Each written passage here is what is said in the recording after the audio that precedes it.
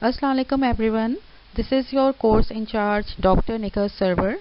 Today I would like to start my third session about course Introduction to Mass Communication. In this session we will discuss setting of communication.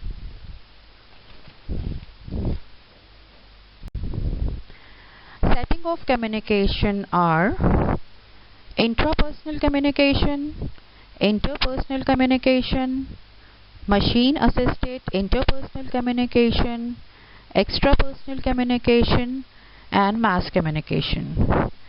In this session, I will discuss three settings: intrapersonal communication, interpersonal communication, and machine-assisted interpersonal communication.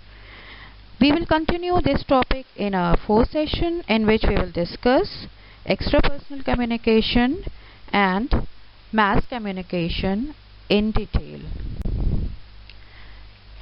Now, come to intrapersonal communication. Having considered the key elements in communication process, we examine some common communication setting or situations and explore how these elements vary from setting to setting. The first and perhaps the most common situation is intrapersonal communication. Intrapersonal communication is a communicator's internal use of language or thoughts. I am repeating, intrapersonal communication is a communicator's internal use of language or thoughts. It can be useful to envision intrapersonal communication occurring in the mind of individual in a model which contains a sender, receiver, and feedback loop. Our ability to talk to ourselves and think in words is a major part of the human experience of consciousness. Some of the examples of intrapersonal communication are: a person may use self-talk to calm himself down in a stressful situation. Second situation, a shy person may remind herself to smile during a social event. Interpersonal skills include such things as self-esteem, open-mindedness, being aware of your own thinking, and ability to learn, being able to understand a message, your own emotions, self-confidence, self-discipline, self-motivation, being able to overcome boredom, and being patient. Intrapersonal communication, it simply means talking to yourself. It is highly developed self-knowledge. It involves your thoughts, consciously and unconsciously. It is important because in order to have a successful communication with others, you must first learn to communicate with yourself. Now come to second situation. The second situation is interpersonal communication, in which one person or group is interacting with another person or group without the aid of a mechanical device. The source and receiver in this form of communication are within each other's physical presence. Talking to your roommate, participating in a class discussion, and conversing with your professor after class are all examples of interpersonal communication. The source in this communication setting can be one or more individuals, as can the receiver. Encoding is usually a one-step process as the source transforms thoughts into speech or with gestures. A variety of channels are available for use. The receiver can see, hear, and perhaps even smell and touch the source. Messages are relatively difficult for the receiver to terminate and are produced a little expense. In addition, interpersonal message can be private or public. Messages can also be pinpointed to their specific targets. Decoding is also a one-step process performed by those receivers who can perceive the message. Feedback is immediate and make use of visual and auditory channels. Noise can be either semantic or environmental. Interpersonal communication is far from simple, but it represents the least complicated setting. Now come to machine-assisted interpersonal communication. Machine-assisted interpersonal communication or technology-assisted communication combines characteristics of both the interpersonal and mass communication situations. The growth of the Internet and the World Wide Web has further blurred the boundaries between these two types of communication. This section focuses on those situations that are closer to the interpersonal settings. The next section examines how the computer and the Internet have redefined many of the features of mass communication. In the machine-assisted setting, one or more people are communicating by means of a mechanical device or devices with one or more receivers. One of the important characteristics of machine-assisted interpersonal communication is that it allows the source and receiver to be separated by both time and space.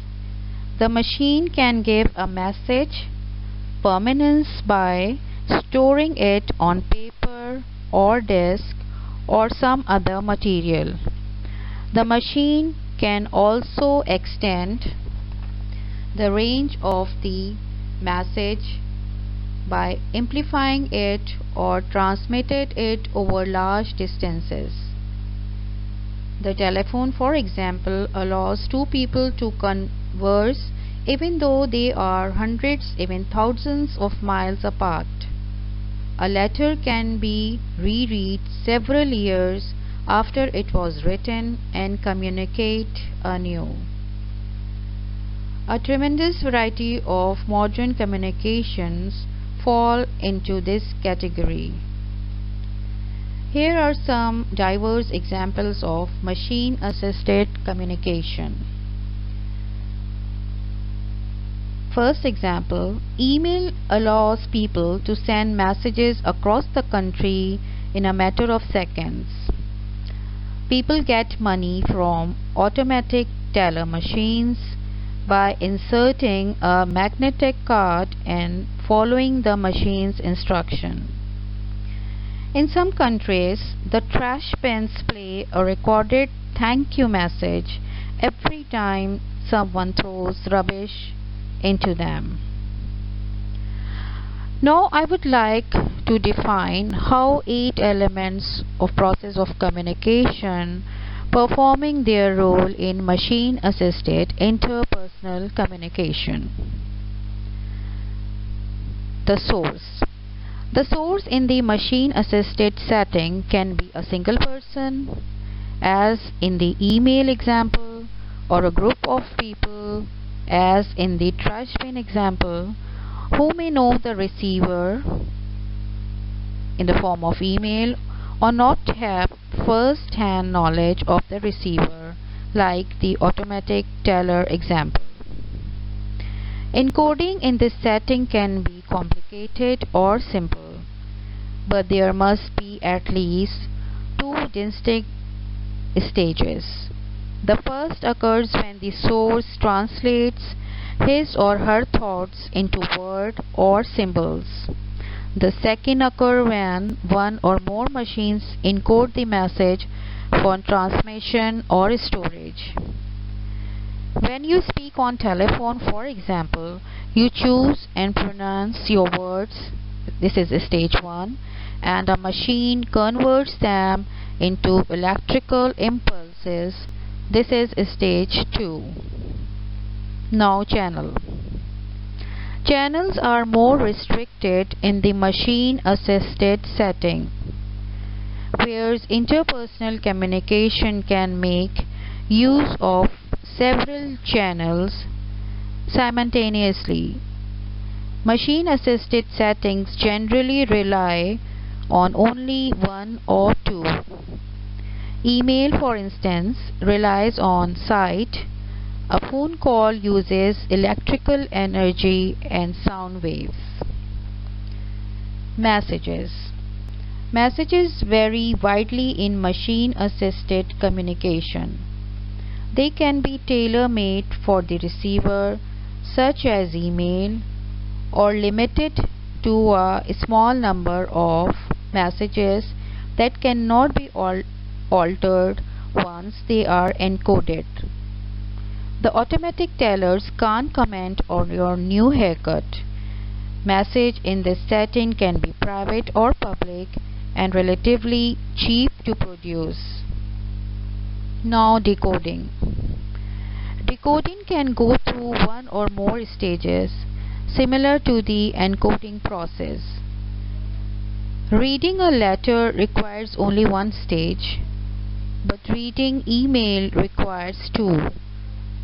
One for the computer to decode electrical energy into patterns of light and dark, and another for your eyes to decode the written symbols.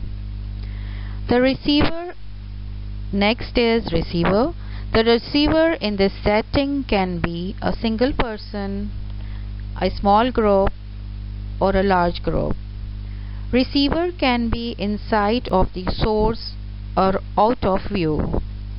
They can be selected by the source, as with a phone call, or self-select themselves into the audience, as when taking a pamphlet from somebody on the street. Now come to feedback. Feedback can be immediate or delayed. A band playing at a concert will hear the audience applaud following a song. A band that provides streaming audio of a new song on its website might have to wait for days to see if people like it.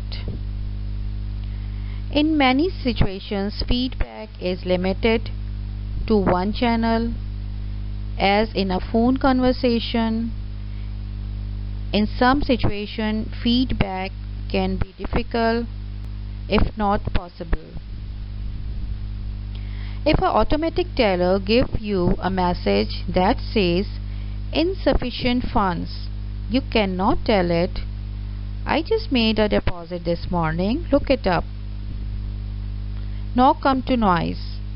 Noise in the machine-assisted setting can be semantic and environmental, as in interpersonal communication, but it can also be mechanical. Interference with the message might be due in part to difficulties with the machine involved.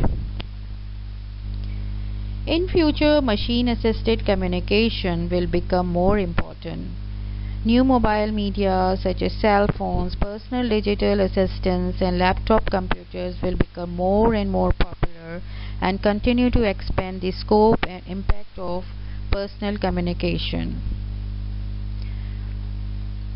The Internet may come to function more as an aid to interpersonal communication than as a mass media. finally, the difference between machine-assisted communication and mass communication will continue to blur. That's all for your third session. We will back with another session of yours. Allah Hafiz.